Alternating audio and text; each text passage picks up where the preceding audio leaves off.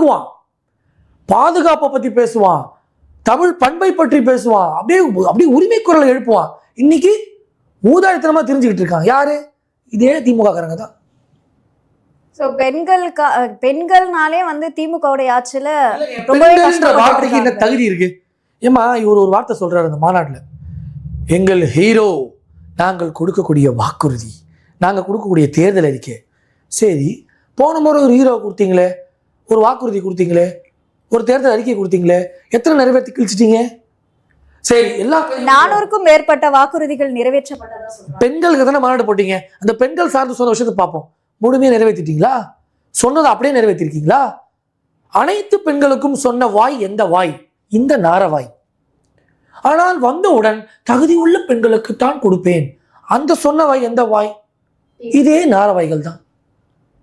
நீ இஷ்டத்துக்கு டிசைனா பேசுவ, நாங்கள் அட்ஜஸ்ட் பண்ணி போகணுமா?